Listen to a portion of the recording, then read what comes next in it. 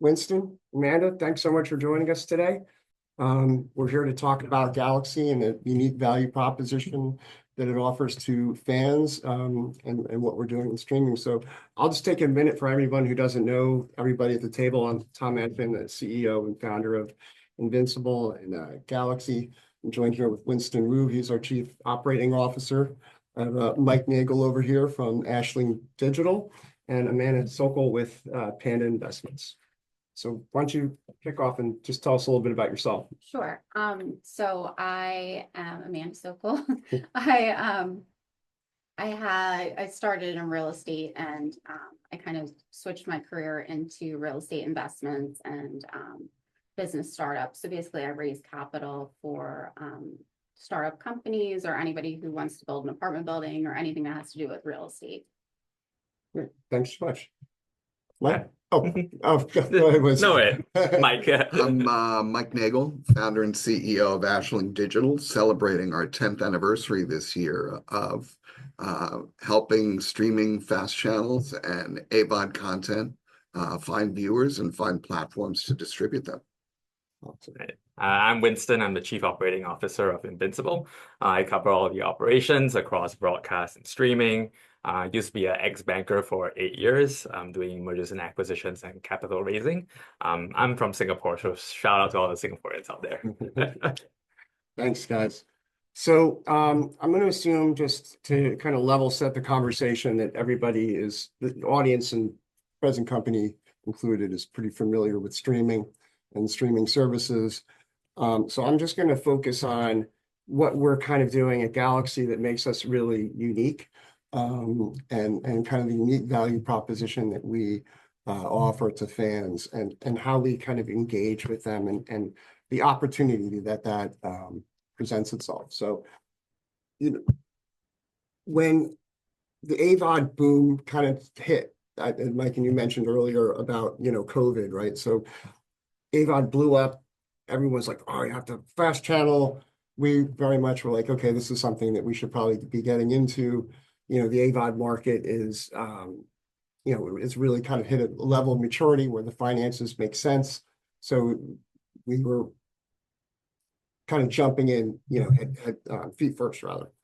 And so we were getting ready to launch the Galxy platform and just kind of realized that, God, the market is saturated. There's so much competition out there. Everybody and their mother kind of has a streaming service or a fast channel.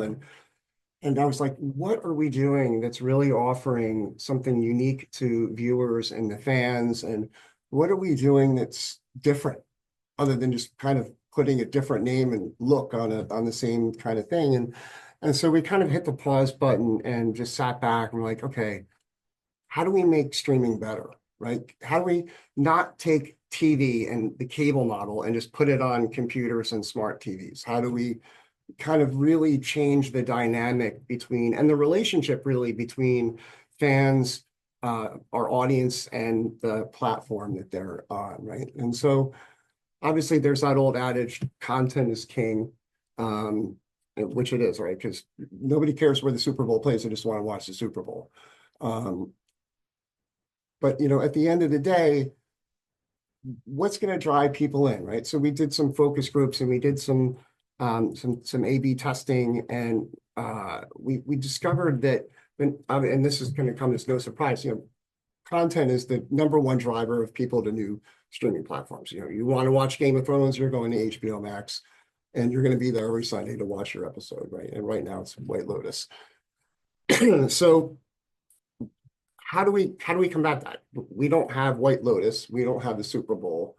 How do we get audiences in? And so what we discovered through this testing was that, paying people to watch was just as powerful a motivator, if not greater, than content people recognize. And so, okay, how do we do that? How do we pay people to watch? And so what we realized was content is king, but really the fans are, the people, right? The king doesn't stay in power without fans and without people, to support the entire thing. So we're like, let's partner with our fans. Let's partner with our audiences. And so that's where we kind of came up with the whole concept of profit sharing and partnering with our users for them to engage with the platform. So we take 15% of our daily net revenues, and we deduct our streaming costs, and that gets shared every 24 hours with our users, and then they get a direct deposit in their PayPal every month. So that when we started testing that idea in the market and seeing like, is this really going to be a driver, right? So we built it really quick. We kind of set it up on our existing site, and we started marketing it. All right, so let's do some ads, just streaming ads on social media, and then let's pay our users to promote for us. And what we found out was that we were getting a 12-time return on our money by paying our users to promote for us versus just spending that same amount of money on Instagram ads, YouTube ads, Facebook ads, whatnot. So what that translates to is we are seeing, our customer acquisition cost is 12 times less than the industry standard, which I think right now is about $2.50 for a free ad-supported service. We can scale 12 times faster, and it takes us a lot less money to kind of reach that level of scale that we're looking for. And so really what we decided to do at that point was really double down. So we're not just profit sharing with our users, but on top of that, we're actually paying them to watch and share the movies that we want to promote on the platform. So, right now there's a title on there. We'll pay you $2 to watch it.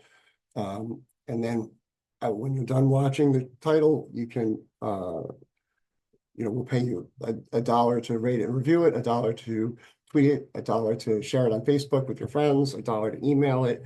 And so we're actually really engaging with our users to get them to go out and promote these titles. And so what the message ends up being is, wow, this is a really awesome movie. I've never heard of it, but it's really great. And I got paid to watch it. And so people are like, what? And, it just, curiosity kills the cat, and everybody wants to come over and check out this new service that's doing it and check it out. So that's kind of the genesis, so to say, of where and how we kind of got to this place. And so now we're in this spot where we're, a year and a half into developing our Roku, Vizio, LG, and Samsung apps. We just deployed our new designs on our website, and we're like in that place where we're looking to scale and really kind of prove out that model. So I know that Winston has spent a lot of time working on that model. So maybe you want to talk a little bit about how Galxy uses what we just talked about, like this engagement with fans and paying them, and how that translates into how we're going to scale and grow. Yeah, so thanks, Tom. I would say like it is a very unique model, and what we are doing is what we realize is that a lot of the marketing dollars today is actually flowing not to the viewers, but actually to the platforms, like the social media platforms. And so what we realized is that if we taking this concept, right, we achieve 12 times more effectiveness, meaning that we reduce our marketing costs by 12 times.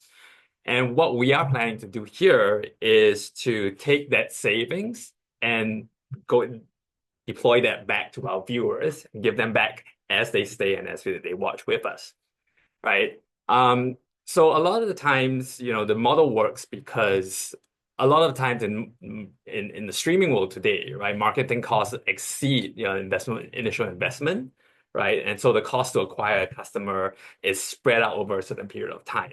What we are doing is we're taking the savings and we're saying that, okay, come to our platform. We are all profitable immediately, right? And then we give you back over a certain period of time. So a viewer comes in and we straight up, we are profitable, and that's how this model works, right? How are we going to get there? I think it's quite simple. And maybe just to give you some context of our targets, what we are hoping to do here is to target 3 million monthly viewing hours, contributed by 300,000 monthly active users. And that translates into about a user watching about a TV episode with us on a daily basis, so 30 minutes. And that will get us to a stable state, and that's kind of where we aim to target for the end of the year. Now, just to think about it in context, right? We are looking at a very big user base here, and we are going to go after two sources. The first source is users of CTV apps. So we have our Roku apps and our Vizio apps ready. And just to give you a sense of the numbers, right? Roku has about 19 million monthly active users. Vizio has 18 million monthly active users. You combine that together, we're talking about a pool of about 100-ish million active users. And 300,000 viewers on that number compared to 100 million is a very, very small amount. So we just need to get that small little slice, and then we are there. You start throwing, getting paid to watch into that equation when you're reaching out to fans and trying to get them to try something new, to download the app, and so we have that partnership. It's important to note with Vizio, right? So we have our Galxy's we're probably a week away from launching that, but Galxy's going to be right on the homepage on Vizio TVs, and access to that 19 million user base. So when you turn on your TV and you're trying to select what app, and all of a sudden there's this new app that says you're getting paid to watch, a lot of people are going to check that out. And so I think that we're going to, we're going to start seeing some scale really quick. And the good thing that we're seeing right now that's important to note is that even with the very little bit of marketing that we've done, we have about, and it doesn't sound like a lot, but we have about 4,000 active users on the platform now, basically having done nothing. And it's already generating a profit. People just from that small group, they're making a payout every month. We're sending money to people, and that's the Galxy's economy, providing that, right? So people are finding it, they're getting in, they're watching, it's generating revenue, they're getting a profit share, which means that we're making enough money to even give them a profit share. And so that's a really promising thing. So, Mike, what do we talked about Galxy, the platform, but really content is obviously is king. What do you think about where we're going with our content offering and how that's going to affect our ability to scale? Well, it's interesting. I think a lot of people are familiar with the term user-generated content. User-generated marketing sounds a little bit more obscure, but then you start thinking about it. What is Yelp? What is Amazon? All of these users and purchasers of products, content, food, everything, that is the very nature of social media. So when you start looking at the model of user-generated marketing and customers knowing that the more they consume, the more they're going to make as a result of that chain, they're going to dig deeper into the catalog. They're going to look for different channels. We all have that behavior that we engage in when we get home. You turn on your media, you have your phone in your other hand. Sometimes you're watching something and you say, oh, I like the skirt that person's wearing. I like those shoes. You start Googling. The very nature of having the viewers of Galxy TV rating and recommending and using their resources and their catalog and their address book and their friend catalog. Frankly, that's a lot more marketing than most CTV apps are doing today. Yeah. Telling those stories and sharing what that recommendation is has a lot more credibility to their network than if they saw a spot that you produced out of the studio. I couldn't have said it better myself. Yeah, absolutely.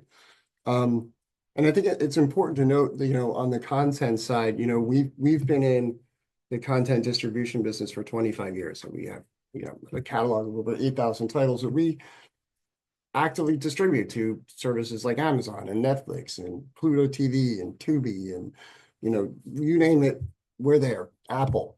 And so we're very well versed in, okay, we have this title coming out, how are we going to market it? How are we going to take this independent film and, you know, generate a revenue stream from it, right? So we've been marketing content on streaming platforms for over a decade now, since they've actually came to be. And before that, we were doing it on DVD and we do it in theaters as well. So we're very well versed, and we have a lot of experience in how to find audiences for content, right? How to, you know, segment out, like, okay, what group of people, like if a horror film, we're gonna go after horror films for this kind of title, or, you know, moms that are, you know, looking for Hallmark Channel stuff during the day. I don't know, what do you watch during the day? Yeah, during the day, I don't watch much TV during the day, but I actually just, it was funny you said White Lotus, because I was like, oh, what is White Lotus? Everyone's talking about it, I gotta find it. But Exactly. yeah, so you're like kind of creating communities, Yeah. right? And then you get like people recommend stuff, and I think that's how you've grown your users so far. Exactly, right? Right. Yeah. I mean, and that's so true. We get bombarded with ads all day long, right? We're always, we go down the road, oh, there's a billboard for the new Avengers movie, and you turn on your laptop and there's some new trailer coming out, and it just creates a lot of noise. Like, oh, that's there. And, you know, eventually it'll pop up on something that you're streaming. But ultimately what puts butts in seats in theaters is when you call me up and be, oh man, I just saw this movie, it was freaking awesome, you gotta check it out. And that creates urgency, right? When people start talking to other people about content and they're sharing, that's when people are like, oh, Mike said it's good, I trust Mike's opinion, I'm gonna go see what Mike said. And that's really the key to what we're doing on the platform. But I think, you know, I would love to hear, you know, the investors' point, like, perspective on what we're working on, and see if what kind of questions you might have. Yeah, I mean, I think it's like, it's getting in, this is an opportunity to get in the beginning, Yeah. right? So you already have a proof of concept, and basically you're saying, okay, now this is the money, the funds we need to get to the next step. And I think, you know, growing that community, those little micro communities of the different, you know, genres, like, you know, I love creepy horror movies, like it's just my thing. So if someone like recommended one of those to me, like, and I liked it and I liked that movie, more than likely I would go back and see what else they recommended and watch another one. Yeah. Right. So I think it's the concept has already been proven. It's an opportunity. I think investors, you know, want to see potential, Yeah. right? And they want to see, where can it go? Like, think about if you could have gotten to, you know, Netflix or Apple, you know, 10 years ago, 5 years ago. I think Netflix when it came out, it was May of, what was that, 2001 or something? No, In DVD era. yeah, essentially. exactly. Well, when they went public, they came out at $15 a share. So if you would put $1,000 into Netflix when it first came out, today it would be worth, well, I think it went down a little bit, but it's right around just under what was it? It's $400 billion right now in terms Well, of that's market cap. a Yeah. market cap, but $1,000 investment, I think, is something like $600,000-$700,000 that is worth today. Yeah, it's pretty crazy. I also think like TV, and you know, I don't want to call something recession proof, but like, you know, this is something that isn't affected by the stock market. It's not affected by tariffs, right? Like, people are going to be watching this to make money regardless. Yeah. Right. So Well, they're going to be watching it even more now because Yeah, they're exactly. They're going to need to pay for their eggs. yeah, I mean, and so, you know, if it's an alternative investment to the stock market, which is definitely, you know, not doing the greatest right now. Yeah. I think you also hear a lot right now about what's the big problem in streaming is discovery. How do you find content that you want to watch? And if your Netflix and adolescence is getting that word of mouth, that's great water cooler conversation that drives the consumption of a very well-produced asset. But now imagine if somebody's delivering an email to your inbox recommending assets, recommending channels, recommending specific forms of content. And this is somebody who knows you intimately, somebody who has your email address, somebody you trust. Mhm. They know your taste. It's like having lunch with a friend and saying, you know what I watched? I thought of you immediately when I was watching it. You're more likely to go home and turn that on. There's no what platforms this on, all the guessing games that happens with all the other fast platforms. You have a very targeted, user-generated marketing strategy, Yeah. which most platforms, I don't even remember seeing a spot for a fast channel. Yeah. You've got Yeah. users creating yours. Exactly. And just to add, instead of paying, the social media marketing platforms, we are paying our viewers to share, and Yeah. they get the benefit of that, delivering even more value to our Yeah. super fans. Yeah. Yeah, like I've sat in front of Netflix and literally just watched trailers and then just given up. And that's what I watched that day, like, and I didn't pick anything. It's like doom scrolling. You're either doom scrolling on social media or you're doom scrolling, on your streaming platform because you just don't know what to watch. You know what you want to watch when you go in there. Like, oh, I watched my show, right? Everyone has their show, or some people have a couple of shows. But after that, you're like, oh, I got another half an hour or an hour before I want to go to bed. Like, what am I going to watch now? And you don't know. And so, but the difference is when you're on Galaxy and you don't know, you just go, oh, well, that one's going to pay me $2 to watch, and I might as well make a couple of extra bucks. So I think, people are still going to go to Netflix and Amazon and Max and to watch whatever it is they want to watch. But when they're done with that and they're they're going to be coming to Galaxy to watch something new, right? To see something new and to make a little bit of money. So. And I think just to reinforce that point, right? It's like we don't want to be a competitor with, all these like subscription platforms out there. We want to be a complement. No. At the same time, if let's say you're choosing between, and you have, again, right, if you're choosing between like what to watch, I think most viewers would want to go to a platform that actually they get a bit more value out of it. Yeah. While still deciding what to choose. Yeah.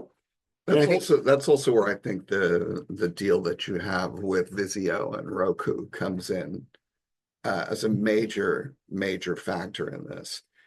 Look at the way you shop for groceries. Everybody goes to the grocery store for the absolute necessities. You need milk. Where's milk? Milk's in the back of the store. So now imagine the smart TV geography. You turn on your TV, that's a conduit to entertainment. To your point, this is not competitive. This is a varied platform of differing entertainment. Some people turn it on to watch a sports competition. Some people turn it on to watch a documentary or news or scripted content. I think back to what we learned during COVID, I think it was somebody at some point indicated that the arts isn't necessary as a career, which I think was one of maybe the most idiotic statement I've ever heard. It's what differentiates the human race and people from a rock. So imagine we all want to escape the banality of our regular day. You turn on a different story, whether it's episodic content, it's animation, it's sports. That's some place for you to shift your energy while you're decompressing from your day. And I think Invincible getting Galaxy on the Vizio platform and on Roku, that's the start of something big. Yeah. I think the other thing that's important to talk about is content. Obviously, content is very important. We have a large catalog, but we've also partnered with all the other studios as well to aggregate content in from everywhere. And I think content is an important part of this equation. And anyone out there that's probably a little bit more sophisticated and is looking at Disney and some of the other bigger streamers out there that are upside down on their streaming business.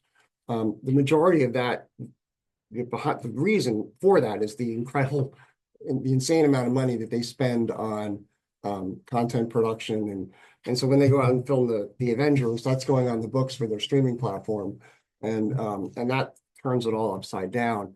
So I think it's important for investors to know that, we're not going out and trying to spend $250 million to produce a movie to put on the platform.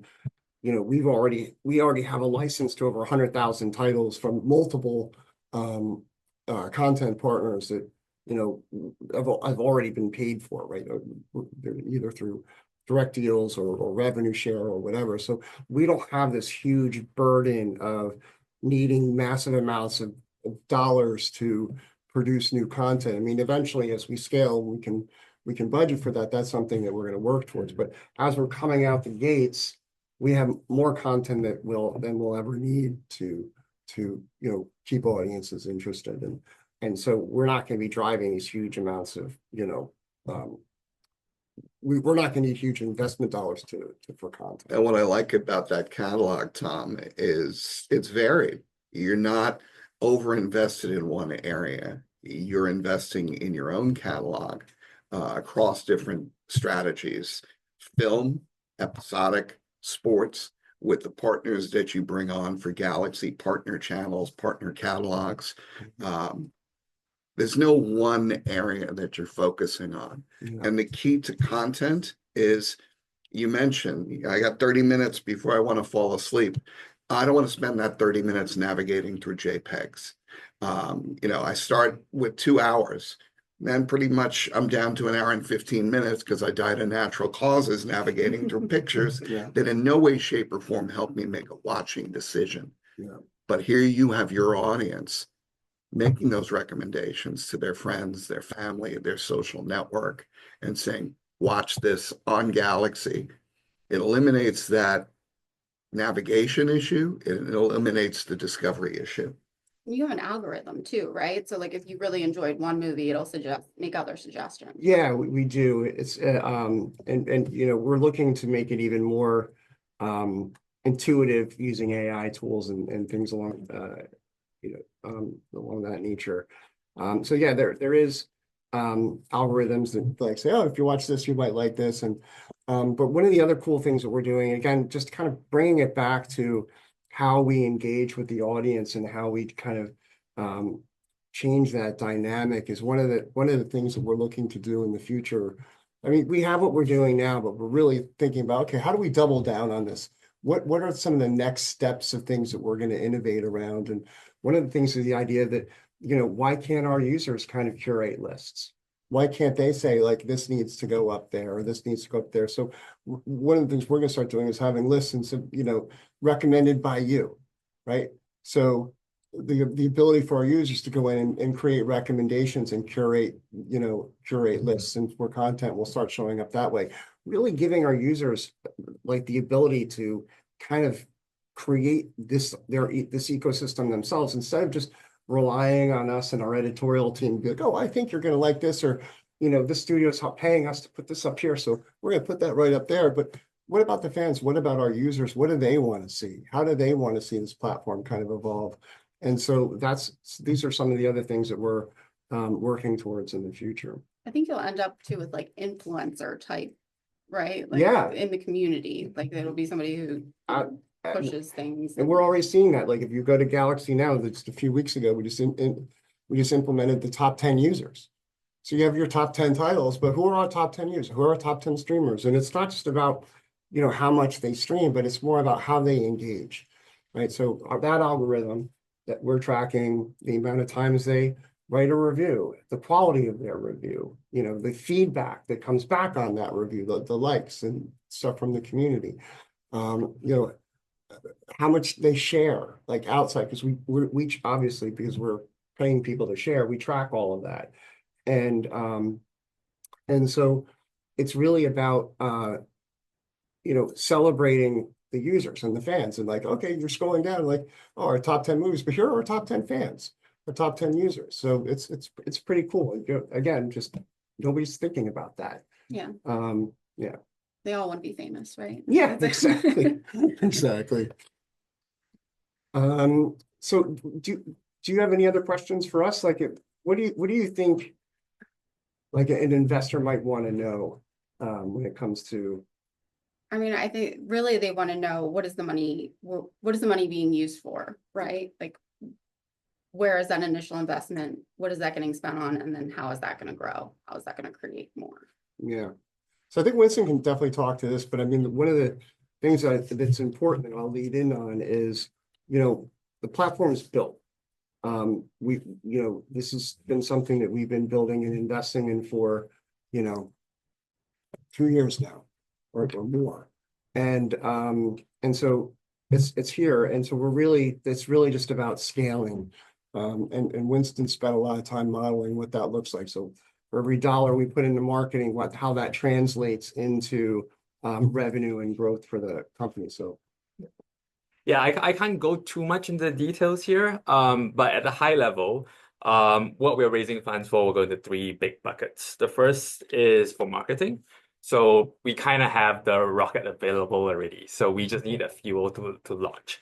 And so a lot of the proceeds will be used for marketing, be it reaching like new viewers through marketing on, say, the connected TV platforms, or reaching out to super fans like at trade shows or like at Comic-Con, for example. The second bucket that we'll go into would be in terms of technological investment. Again, we've built up all our apps. We also want to hear a bit more feedback from our viewers in terms of what exactly they want, and improve that system. We also want to make sure that, we are constantly evolving how we interact with our super fans and our viewers. And we think that the CTV app and all our technology plays a big part in that. The third is, again, we also want, the third would be just for normal operating purposes like working capital, but we also want to budget as well for investments and content that we think that would really benefit and value add to our viewers. So I think at the end of the day, the use of proceeds is all going back to our viewers, because our viewers is our core, and we want to meet the target of reaching 300 million monthly active users and 3 million total viewing time on a monthly basis by the end of the year. Yeah. Okay. I think also too, like every investor wants to know, they call it skin in the game, right? So it's, how much have you invested in this? I mean, I know it's been a lot of your time as well, but, I know you haven't raised money to date for Galxy. Not for this. I mean, I would say over the years, I've got over seven figures invested in this personally, just between capital that I put into the company, capital that I haven't taken out of the company, eating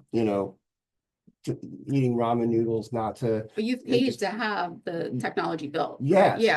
And we own all the You own it, technology, and yeah. that's important to say is, there's no like third-party players. It's not like we're, leveraging some other platform that, some kind of Comcast Technology Solutions platform that we're bouncing off it. We've built the entire thing from the ground up, and we've got a lot of experience building streaming technology. We've been building streaming technology solutions for well over a decade now, and the Galxy platform is actually currently powering a lot of other third-party applications. So Tim Draper's company, he's a billionaire investor, leverages our software for his channel, for his streaming platform, Draper TV.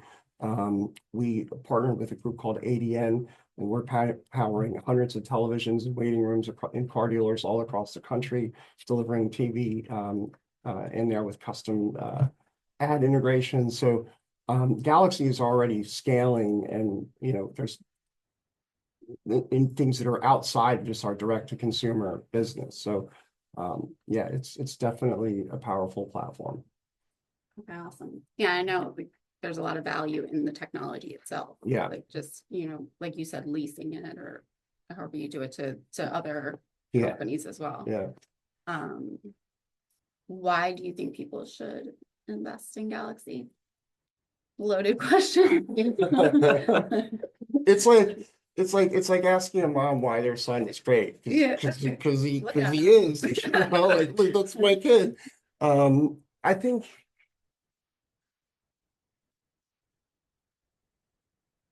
I think they want to invest because this is something that's really going to grow, and it really has that potential. It's got something that everybody wants. Everybody's is watching TV, right? I don't think there's anyone in the country right now. I mean, And everyone wants to make money too. yeah, everyone wants to make money, and especially with inflation and all these different things. It sounds crazy, but for someone like me or you, or $5 a month coming into your bank account probably isn't going to make or break anything you're doing, but for some people in this country, that's real money. You know, that's food, that's dinner. And that little bit helps. And I think overall, when you just think about business in general and where the rate that technology is growing and all the amazing things that we can do, all the amazing things that enable us to build the streaming platform, I think just business in general needs to think about how it can be more circular, right? So create its own little economy. How do we give back to our users that make us these great billion-dollar companies, right? How do we make sure we're not just taking and taking and taking, and how do we create our own little economies, right? Because I think as AI becomes more prevalent and everything else that's going on, that's going to become very important. Yeah. I think you're also looking at, when streaming first came along, it was a revolution. And now, we're changing the language, we're changing the words, but we're coming up with many of the same solutions for problems that have been around in the business for decades. Mm-hmm. Churn, discovery of content, prices are going up. What's changed? So that we know the technology's changed. We know that the choices are much more abundant for viewers today. How are we approaching that differently? Here is a different approach. There's never been a video distributor or video provider who's relied on their own subscriber base to curate channels, to make programming recommendations, to send out requests to their own network, driving viewership of content on a single platform. That's revolutionary. That's the first change in this business in a very, very long time. Yeah, it's empowering, right? We're empowering our users to make decisions, and maybe they don't even want to watch. Maybe they just want to come in and check things out and share and work on the community part. Maybe that's what's getting them up to, or getting to stay up to do something a little bit more afternoon. Maybe that's what's exciting for them. We're assuming that people just want to, sit there and just drown out in content, but really they're looking for purpose. They're looking to be engaged. They're looking to matter, right? And they're looking to, support their fans, because people that are fans of, being a horror fan, right? That community is solid. Like they go, Yeah, I love that community. yeah, they go to festivals, they go to cons, they're all about it, right? And so when there's something new and exciting, they like to talk about it. They're very vocal. Anime, same thing. They're like very vocal group of fans, and it's crazy to me that there's not a platform that's presenting them with content that allows them to build community around the things that they love and share that, right? And so you're asking why we're going to succeed and why you want to invest, and that's why, because it doesn't exist. What we've built doesn't exist anywhere, and it's really kind of limitless what we can build, and it's here and it's ready. So yeah. And can it be like, will it eventually be all over the world? Yeah. Yeah. Okay. Yeah. I mean, it's currently, Right now, is it just in the US? it's right now, we're focusing on the US market, but Galxy is available, globally. Anyone can go into Galxy and start watching as long as they're, Okay, right now. yeah. Okay. I mean, if they want to subscribe or anything, they'd have to subscribe through a US thing. We're not localized. Right? So, if you're in Singapore and you're trying to look for content in Singapore, Chinese rather, you're not gonna. Yeah, it's Yeah. going to be geo-fenced and things like that. Based on the technicality is the right. This may be a Yeah. dumb question, but like obviously $1 here It's is not, way more to yeah, somebody in. exactly. And that's what I mean. Like the services aren't localized, like, so they're not localized to local currencies. So anyone want to subscribe, they're subscribing based on the US dollar, not on what the local So that's currencies. a lot more money to them. It would be Yeah. a lot more, Yeah. yeah. And then also anyone else in the world right now that's trying to watch the content, it's all pretty much in English, or there's a bit that we have in Spanish. But yeah. Oh, okay, and so I guess eventually you could make it so it's translated. For Yeah, certain- yeah, okay. yeah. Yeah, As- and that's as we also scale. to add to that, there is a business rationale because in the US, the market for programmatic advertising or streaming ads on streaming is definitely more developed, and that's where all the revenues are coming from as well at this point of time. Yeah. So as the markets, as the ad revenue markets develop as well internationally, then we want to build a sustainable business. So we want to make sure that we're able to share the revenues of, where we're getting it from, with the people, the viewers, and where they are located. I think you're also seeing, I spent some time at Bloomberg years ago, and one of the things we used to say is whether you're a billionaire, a millionaire, or a blue collar worker, anyone holding a nickel would prefer to be holding a dime.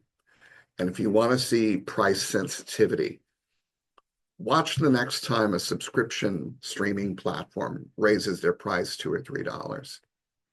Then suddenly the $5 you might get from Galxy TV, well, maybe it helps you pay your Netflix bill. Maybe it helps you pay your broadband bill. Yeah. It's not like striking oil. This isn't Powerball. But those nickels, those dimes, those quarters, those dollars, they add up. And as people are making those entertainment decisions, what differentiates Galxy TV from the pay-for-play platforms is their prices keep going up. The only thing that continues to go up on Galxy, aside from the number of channels and the size of the catalog, is how much money the viewers are making. That's the type of increase I think the marketplace is interested in. Yeah, that makes a lot of sense. Well, I think we've covered a lot of stuff. Let's maybe open it up to some questions from anybody who's watching, if there's anybody watching. So I think there's an option for people to just kind of type questions in, and we can answer them and see if there's anything out there. So if you have any questions for us and that you want us to address directly, take a minute, and we'll answer them for you. Okay, so one of the questions is how much are you trying to raise? So initially, the first round of funding. Yeah, so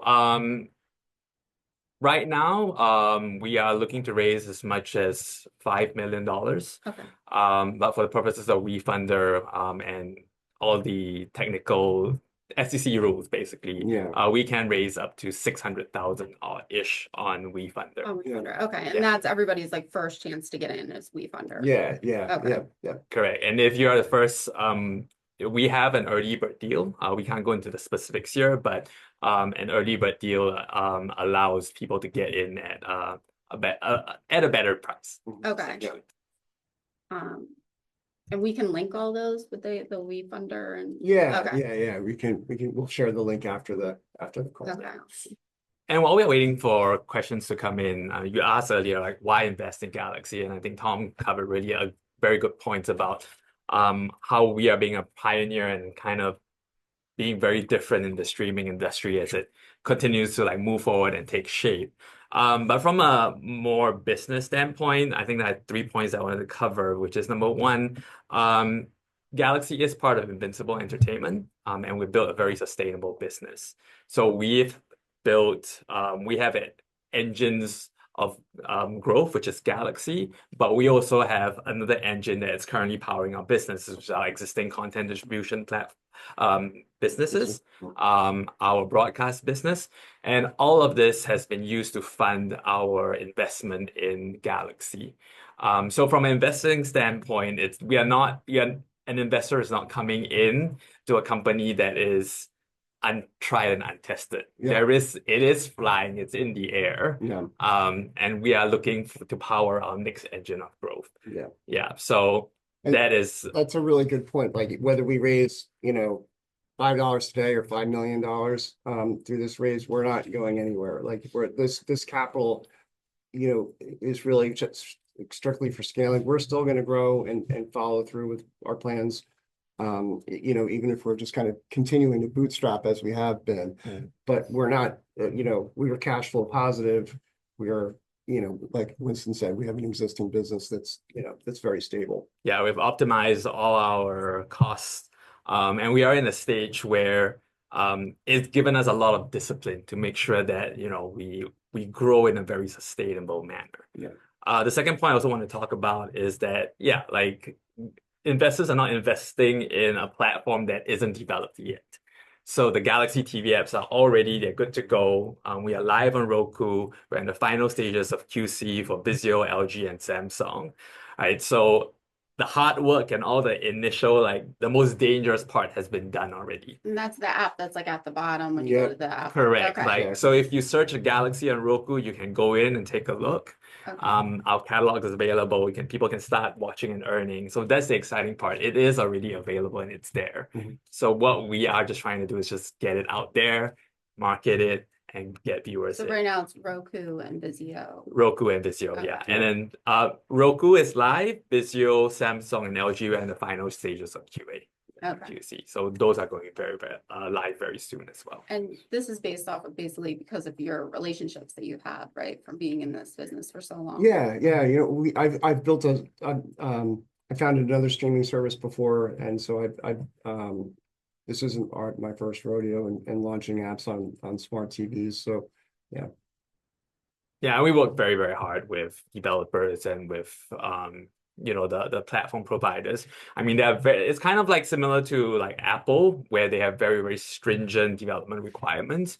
And we had to also incorporate all the mechanisms, you know, to track, to account for the revenue share with our viewers. So all of that has been tried and tested and put in place. And we've taken quite a journey to come to this stage. And I'm actually we are very, very proud of the product that we are putting out there. I think there's another benefit for investors is the vast majority of fast platforms that are out in the marketplace today, you know, there's a big problem with a lack of analytics. Most of those platforms, people can go on and watch them without registering. You don't have to create a login, a password, a sign in, share your email address. In order to profit share with Galxy, you have to sign up. You have to give your PayPal, you have to give your email address. So that makes Galxy uniquely positioned to generate analytics that speak directly to the tastes, the appetite of its audience. No other platform, unless it's a paid platform, is collecting that type of information today. That's very unique and a very compelling value proposition if I'm an investor. Yeah. And there is a pay version too, right? Yeah, there is. You can pay for an ad-free experience. Galxy Unlimited, it's $7.99 a month, and then you can have access to everything on there. And it's important to note that the profit share isn't predicated on being like a paid user, or it doesn't matter what kind of user you are, whether you're just free. But to Mike's point, in order to get your revenue share, you actually have to register. So anyone that doesn't register, they're just making money for everybody who is. So, yeah. And the money users are making, or investors, I should say, the money that investors would be making would be based off of total revenue. Right? Yeah. Of the Oh, total. oh, Yeah. yeah. So no matter how it comes in. Exactly. Yeah. Yeah. So they would, anyone who's investing in the company is investing in Invincible. So they're investing in our entire ecosystem, right? So our broadcast networks, our distribution business, Galxy.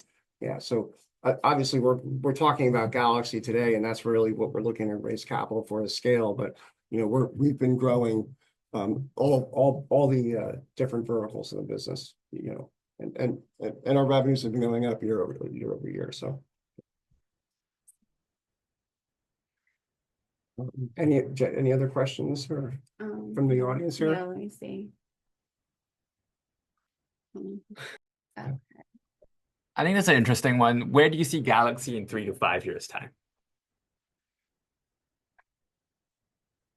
In 3 to 5 years, I would say we'd be looking at an IPO, or an acquisition, right? So that's what I think is ultimately going to happen. So, you know, I think we're going to know in a decent amount of time if this concept works, and if we're able to scale. And then it's really just about, you know, just pouring gas on the fire and growing it, right? So as we scale, one or two things are going to happen. We're either going to have to take this company public, or somebody else is going to see what we're doing and they're going to be like, we want that, and we'll get bought. So, as far as exit goes, I think that's what we're looking at. Yeah. And just to give some context to the numbers, I mean, if you look at some of the pure play streamers like Paramount and Netflix, Paramount is worth like has a market cap of $8 billion today. Netflix is $440 billion, and these numbers are staggering. In terms of acquisitions, Fox acquired Tubi a few years ago for $440 million. 2 years ago, they were offered $2 billion and they turned it down. So if you look at the trajectory of, all these streaming platforms and the growth, I mean, from an investor standpoint, you're getting in at something very, very early, with the potential, and comparing it with the, the precedents that we've seen in today's market. Yeah. How do you plan on growing user base? So, initially, very targeted, focused approach. So, we're going to go after a niche. So we know what our content is. So we're going to go after each niche, each genre of content very directly, and find those fans. Very similar to how the strategies that we use when we release a movie, right? So we obviously, if we have a horror movie that we're trying to distribute, we know those audiences and we know how to connect with them. So we tailor that message to those audiences because we know what will bring them in to either view it and stream it. And the same applies on Galxy, right? So we have this big plethora of content, and basically we have our editorial calendar. We know what titles we're going to be promoting, and then we promote on social media. Primarily, it's going to be a big way, but also on our own owned and operated services. So we have 18 FAST networks that we operate, not just on Galxy, but on third-party platforms where we can do promotions. We have our YTA broadcast network, and that is a traditional over-the-air television broadcast network. That reaches 40 million. Yeah, reaches 40 million homes. So that's a big part of our growth strategy as well, because we can just, it's our own ad inventory. So that's with or without the investment. These are things that we're going to be doing. Yeah. Yeah. So going back again to the numbers, right? 300,000 monthly active users, and we are comparing it to two pools. We talked about earlier on the Roku, all the CTV app users like Roku and Vizio. And then Tom talked about the super fans, right? So if you look at just the numbers alone, Roku and Vizio is about 100 million pool. Super fans, you're also looking at about 100 million based on our estimates. And a 3,000 number target seems like a drop of the bucket in that. But more importantly, it's like there is a massive market out there that we are going after, and that's what we're trying to do. Okay. Yeah, and I think one of the other things that's going to just at a certain point, at a certain level of saturation after marketing, the community is going to take over. Users are going to come in, they're going to watch, they're going to see that they made some money.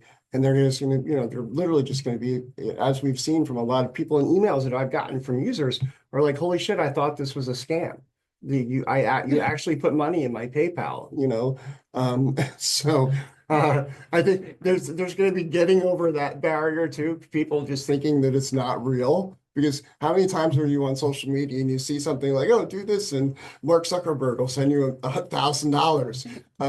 It's all BS, but this is very real. So once people start seeing that, I'm going to share this with all my friends, and that's exactly what happens. So really, what we need to start doing from a growth perspective is finding those fans, getting them on the platform, getting them, and they're going to be a voice, and they're going to go out to their community. And it's just going to start scaling from there. Yeah. I think you find that loyalty programs work. Yeah. When I get that free iced coffee in the morning, I'm high-fiving the people behind the counter. I'm kissing babies. I'm shaking hands. I tell everyone at that 3-block radius that I didn't spend that $5 or $6 that morning. I got it free. When, to Tom's point, you're getting people getting that cash deposited in their account. I teach college classes. For a college student, $5 in their PayPal, that's a meaningful amount of money. whether they choose to spend it in the cafeteria, or again, if they're putting it towards their Netflix bill or any other product.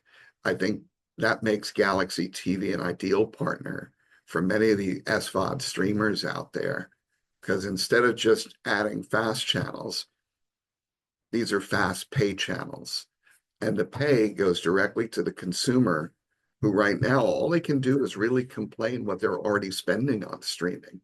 Here, what's the worst complaint? Yeah, I thought I was going to make $5. I ended up at $4.95. Yeah. That's a good problem to have. I think one of the other things that's worth mentioning is, people are curious, like, how much can somebody make? And again, it all depends on how many people are active during that viewing period, because people drive revenue, and there's a very specific model for doing that. But just as a as an example, like my personal account, obviously I've been doing a lot of streaming on Galxy and just testing it and trying things out, and I've never taken any money out. So over the past year and a half since we went live with this, I've made just over $500. So I think it's like 540 something. I forget what it is now. But that's real money. Yeah, you have to 1098 yourself. I know. Right? I think it's over $600 a Yeah. year, and we're gonna have to start sending people 1099s Yeah. and asking for tax information. Yeah, the idea is not to quit your day job, Yeah, but yeah. it kind of fulfills like my own personal childhood dream of earning money while watching TV, because I've always wished I love TV, Yeah. and I wish I could have earned something But I by think, investing my time in it. yeah, any extra money. Like, I have friends that will put, what they bought from Amazon, and they get it's such a small percentage that they get, but it's something, Yeah. Yeah. just credit it towards their account. Cool. Well, I think we're kind of getting ready to wrap it up. What are we at? Yeah, three minutes away. So any other, kind of closing arguments or closing notes anyone wants to try to make, or anything you want to share with us, or any questions you have for the Covered team? everything. Yeah, Mike? I just think, Winston made the point that, as a kid, we all kind of had this fantasy of getting into the television business, or getting into the movie business, Yeah. becoming a rock star, or becoming an athlete. This kind of gives an investor an opportunity to do just that. Yeah. You get in on the ground floor. Yeah, you missed the boat on Netflix. You missed the boat on Apple. Here's something to get your toe a little bit wet. Yeah. And it's a platform that's doing something, again, that's very precedent setting. It's very unique. It's using a lot of the steps and tools that we know are tried and true and actually work. User-generated content, user-generated marketing and promotion. We're solving the curation and discovery problem. That's how the business is going to grow. Influencer marketing, setting up those shelves that viewers can curate and recommend. That's mom and pop video store days that people lament are gone. Yeah. Galxy's bringing it back. Yeah, Mike really articulated it very well. I mean, I'm a numbers person, and so numbers speak to me, and yeah, I've cracked my head in trying to make this work, and I think we are there. So I'm very, very excited for this. Yeah.